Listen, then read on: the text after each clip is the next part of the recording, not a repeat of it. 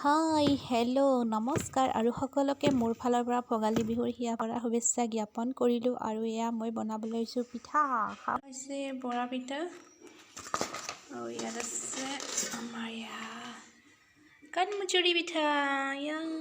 চব্জি দিছোঁ মাজত, বন্ধাকবিৰ চব্জি ইয়াত বনাই কিনে ধুনীয়াকৈ দিয়া হৈছে। আৰু সেইখিনি তিলৰ দি আৰু ইয়াত পিঠাগুড়ি যিহেতু সকলোৱে মিক্সাৰতে ইউজ কৰে, তো আমাৰ ইয়াত মিক্সাৰ আছে যদিও আমি ইউজ নকৰোঁ।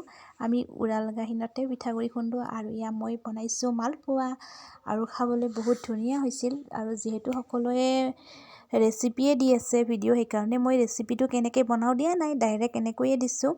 আৰু এয়া হৈছে কাণমুচৰি পিঠা বুলি কোৱা হয় আমাৰ ইয়াত। ইয়াৰ ভিতৰত মানে চব্জি ভৰাই দিছোঁ, এই বন্ধাকবি ধুনীয়াকৈ ভাজি কিনে তাত ভৰাই দিছোঁ। আপোনালোকেও খাবচোন, বহুত মজা লাগে। কাৰণ মিঠা খাই আমনি লাগিছে, সেইবাবেহে মই বন্ধাকবিৰ চব্জি এটা ধুনীয়াকৈ কেঁচা মটৰৰ গুটি আৰু বন্ধাকবি ধুনীয়াকৈ ভাজি তাত ভৰাই দিছোঁ।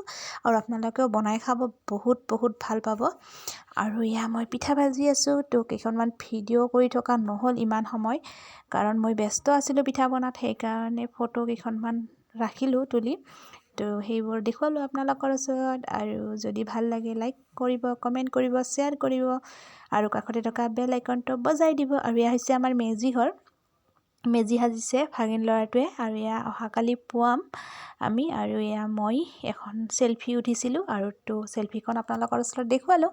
আৰু সকলোৱে ভোগালী উৎসৱ আনন্দ মনেৰে পালন কৰক, খাওক এসাঁজ সুন্দৰকৈ আৰু ধুনীয়াকৈ। সকলোৰে জীৱন যাপন যাতে অতি সুন্দৰ হয়, তাৰেই কামনাৰে মই দীপালীয়ে মোৰ ব্লগটো সামৰিবৰ সময় হ'ল।